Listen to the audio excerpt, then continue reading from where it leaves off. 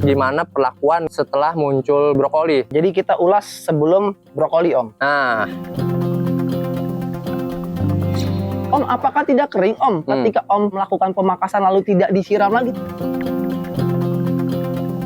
Teman-teman harus tahu ya, yang namanya kekuatan dia, imunitas klaster itu yang di pot atau di tanah itu berbeda.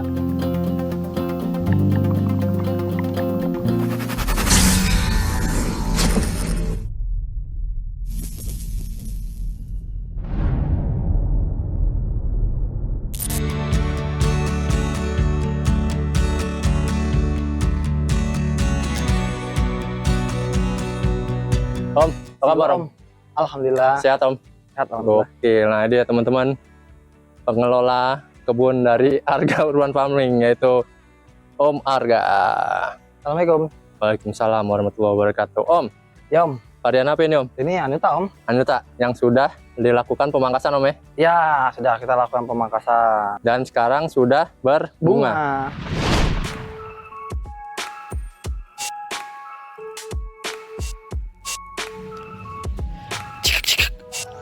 Ini kita pangkas pada cabang transisi, dan di mana kita melakukan pemangkasan rata-rata pada bat mulai dari 4 sampai ke 7 teman-teman, kayak gitu. Nanti kita update. Setelah ini langsung kita semprot dengan fungisida dan insektisida. Itu hal yang wajib dan pasti dilakukan. Update hasil pangkas Anuta.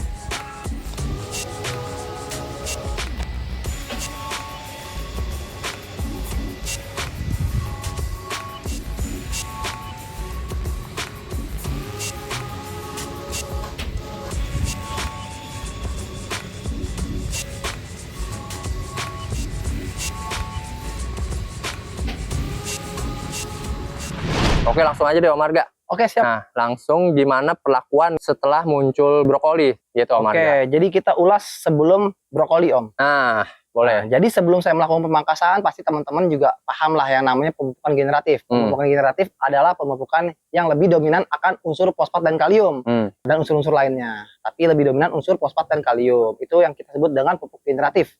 Nah, ketika teman-teman melakukan pengaplikasian pemupukan generatif yang terakhir, tunggu jeda 1 sampai 3 hari. Setelah kita jeda 1 atau sampai 3 hari, langsung tuh Om, kita siram jenuh.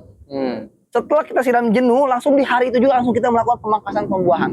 Dan itu siramnya harus banyak Om.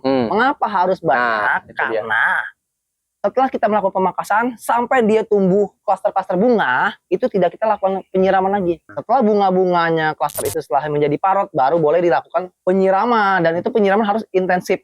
Untuk apa? Untuk membantu si klaster-klaster bunga ini penyerbukan atau polinasi. Gitu, dari klaster menjadi berry, kayak gitu. Parot Intensif. itu apa Om? Parot itu? Parot itu seperti brokoli Om. Seperti brokoli ya? Kalau ini kan sudah pre-bloom nih. Nah, Ini pre-bloom. Pre-bloom. Persiapan mekar. Parot itu sebelumnya dia. sebelumnya dia ya. Bener-bener mirip brokoli. Nah, kalau sudah jadi parot, baru tuh Om siram. Kayak gitu. Banyak juga yang bertanya setelah pangkas itu dipupuk atau enggak? Jangan. Nah. Intinya jangan dilakukan apapun Om. Nah, itu Intinya dia, gini, teman-teman. cukup hanya kita berikan kadar air aja yang cukup. Mengapa itu. harus disiram jenuh? Siram jenuh itu artinya air yang kita berikan harus banyak. Itu sebagai cadangan. Cadangan selama dia puasa sampai dia memunculkan klaster-klaster bunga. Om, apakah tidak kering Om? Ketika Om melakukan pemangkasan lalu tidak disiram lagi, tidak akan kering. Karena di sini kan udah ada cadangan kadar air yang kita kasih banyak itu. Nah, itu mampu bertahan sampai nanti dia keluar klaster-klaster. Jangankan di media, di batang, di cabang-cabangnya saja Om, itu sudah menyimpan kadar air atau nutrisi cadangan itu masih mampu bertahan sampai dia memunculkan klaster. Jadi jangan disiram. Kalau kita lakukan penyiraman, apa yang akan terjadi? Yang akan terjadi bisa jadi zong, satu. Bisa jadi andai kata keluar bunga, nanti tuh bunganya itu kayak daunnya kayak terbakar. Namanya live burn. Jadi itu dia di pinggir-pinggiran itu seperti terbakar Om.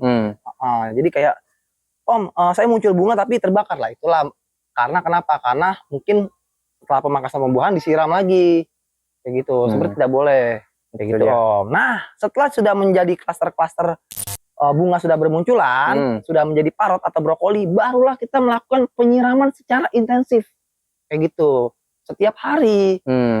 Untuk apa? Jangan sampai dia kering, jangan sampai berlebihan air, jangan sampai kekurangan air juga. Tapi air secukupnya. Yang penting setiap hari harus dilakukan penyiraman. Agar apa? Agar nanti si bunga-bunga ini dia polinasi atau beriset secara sempurna kayak gitu. Tapi apa yang terjadi kalau kan kita kurang penyiraman, nanti polinasinya itu akan terganggu kayak gitu, penyerbukan akan terganggu, akhirnya polinasinya itu gagal polinasi, jadi parot itu bunganya itu nggak jadi buah kayak gitu. Jadi setelah parot ingat lagi melakukan penyiraman yang intensif kayak gitu Om. So, ada pertanyaan lagi Om, selama ini disemprot nggak Om? Nggak disemprot. Kalau saya pribadi ini belum pernah kena semprot dari terakhir pemangkasan. Setelah jadi, pemangkasan yang setelah langsung pemangkasan, kan setelah pemangkasan tuh langsung kita semprot yang namanya insektisida dan fungisida. Jeda 15 menit kemudian langsung kita semprot ZPT atonik kayak gitu. 3 hari kemudian semprot ZPT atonik lagi. Kayak gitu. Udah itu aja perlakuannya. Setelah itu udah saya nggak lakukan penyiraman dan penyemprotan lagi sampai tumbuh klaster-klaster bunga. Kayak gitu. Mengapa tidak disemprot Om Arga? Emang tidak kena hama. Nah, tidak kena hama karena kan sudah kita bantai inangnya di awal. Nah gitu, dan lokasinya juga saya steril, jadi ini semuanya saya semprot dari batang sampai cabang, itu benar-benar saya lakukan penyemprotan secara intensif dan tidak ada sela yang namanya kering, jadi benar-benar full basah. Nah itu dia tuh, untuk membantai inang-inang OPT, organisme pengganggu tanaman di awal pemangkasan. Jadi ketika nanti dia semprot aman semuanya tuh, pucuk-pucuknya aman, daunnya juga aman, tidak ada hama, jamur ataupun trips atau OPT lain, organisme pengganggu tanaman lain. Terus apakah bahaya Om Arga kalau lagi dia klaster atau lagi parot itu disemprot? Kalau saya pribadi bahaya kalau di tabungan pot. Mungkin kalau di grounding itu nggak masalah. Karena apa? Ini teman-teman harus tahu ya. Yang namanya kekuatan dia, imunitas klaster itu yang di pot atau di tanah itu berbeda.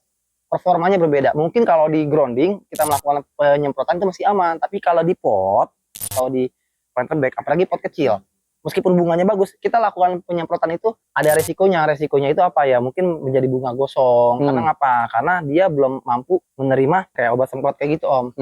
Bahan kimia. Terus andai kata begini Om Arga, tapi saya takut trips nih Om Arga karena lokasi dan lingkungan saya banyak ada namanya ilalang atau ada rumput liar atau gulma-gulma. Oh, kalau teman-teman memang takut, boleh-boleh saja dilakukan penyemprotan insek dan fungi, tapi dengan catatan dosis minim banget. Kayak gitu. Tapi kalau saya pribadi saya nggak semprot. Jadi selama di anggur itu sifatnya adalah kondisional. Jadi teman-teman mengondisikan saja. Feel itu bermain. Jadi tidak hanya teori, tidak hanya literasi, tapi feel bermain juga. Nggak apa-apa kalau teman-teman feelnya kayaknya harus disemprot dan karena saya takut trips nih. Karena banyak daun-daun atau pohon-pohon lain di kiri kanannya itu yang bisa menjadi pengaruh terhadap tanaman anggur saya nih. Saya kayak ingin melakukan penyemprotan. Boleh-boleh saja. Feel juga bermain, tapi dengan catatan dosisnya itu minim. Misalnya agrimeknya hanya 2 tetes, amistartopnya 2 tetes per 1 liter air, nggak apa-apa semprot. Kalau teman-teman takut trips, nggak apa-apa. Tapi kalau saya pribadi saya nggak semprot, karena saya yakin tanaman saya itu bebas OPT. Kayak gitu Om.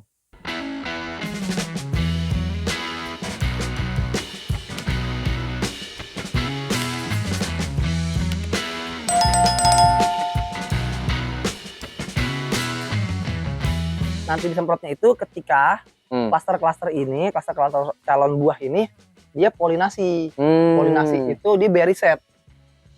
Setelah full bloom langsung berry set atau polinasi sempurna. Sebesar apa Tom? Berarti Om? Sebiji beras mungkin. Sebutir beras ya. Polinasi sempurna atau sudah jadi berry lah.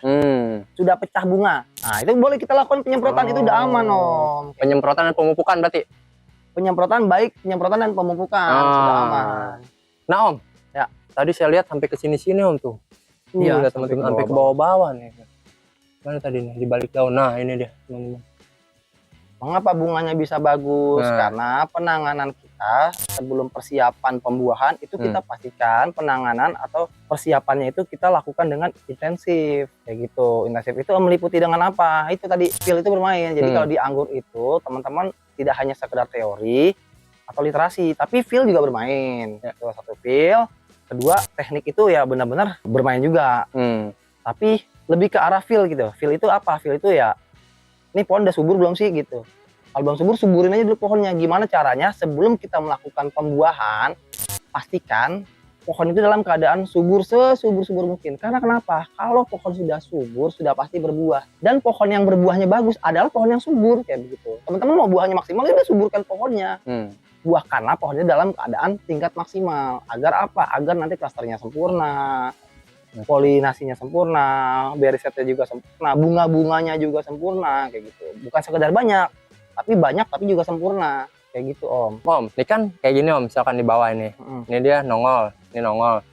Nongol. Nah, berarti setelah bunga itu berapa, gimana Om ngitungnya Om, daun Om, di atas bunga Om. Ini kan ada banyak nih dalam satu tersier Om. Oh gitu. Jadi kalau kan di anggur itu minimal itu ya, itu ada 7 lembar daun di atas bunga. Di atas bunga? Iya, minimal. Lebih banyak lebih bagus, misalnya 15. Nah, maksimalnya 15. Kalau lebih dari 15 stopin. Oke, di atas bunga tuh ya? Ya, atas bunga 15 daun di atas bunga. Kalau udah sampai 15 stopin, maksimalnya 15. Tapi minimalnya 7. Nah, mengapa harus ada daun? Nah, daun itu penting untuk apa? Untuk pemasakan. Pemasakan apa? Pemasakan nutrisi secara fotosintesis. Gitu. Dengan proses apa? Transpirasi. Dengan cara apa? Kita memberikan pupuk. Dia tertranspirasi secara fotosintesis. Nah, nanti itu suplai nutrisi yang kita kasih atau pupuk fase 3 yang kita kasih itu akan terdistribusi kepada klaster-klaster bunga. Kayak gitu. Dengan cara apa? Ya dimasak oleh daun. Kalau nggak ada daun ya tidak akan termasak. Nutrisi yang kita kasih atau pupuk yang kita kasih. Kayak gitu. Jadi penting juga pemeliharaan daun gitu. Makanya adanya pupuk fase 3 itu penting dilakukan. Jangan sampai ditinggalkan. Andai kata teman-teman berpikir kayak begini, Om, saya tanpa pupuk fase 3 atau tanpa pupuk gono gini bagus-bagus aja kok, buah-buah aja ya. Mungkin buah ya buah. Bagus sih bagus, tapi rasanya boleh diadu. Itu dia. Gitu. Kalau saya tuh gini, kalau di anggur itu saya mementingkan yang namanya kualitas daripada hasil rasa. Jadi gimana caranya panen secara maksimal. Maksimal yang saya maksud apa? Bukan sekedar buahnya banyak atau buahnya bagus, bukan. Tapi dari rasa, karakter, kualitas rasa itu juga tetap harus dikuber. Kayak gitu. Rasa itu gimana? Sebenarnya anggur itu semua punya karakter. Ada yang karakternya, teksturnya itu crunchy, meaty, dense kayak gitu. Itu harus dikejar kayak gitu.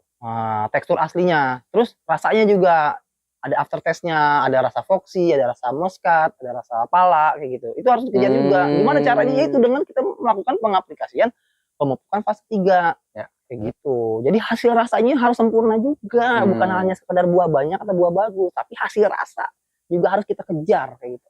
Gimana kita mencongkel karakternya itu, mendongkrak rasa, karakter itu harus dikejar. Berarti ini kita hitung aja dompolannya Om. Ada berapa nih Om kira-kira Om?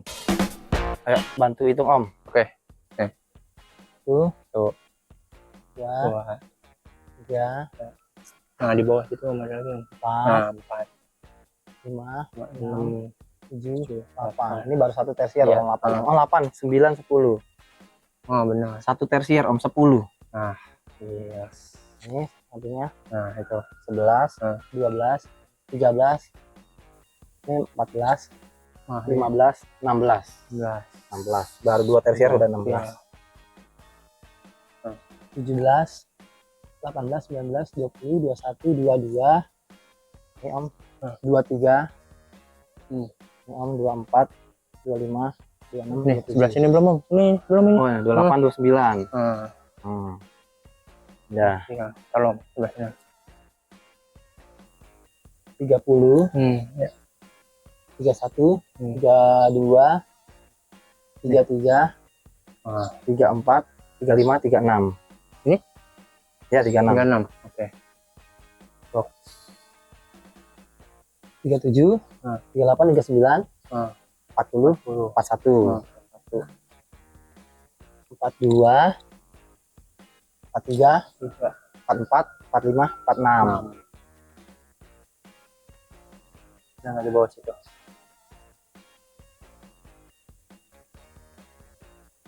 47,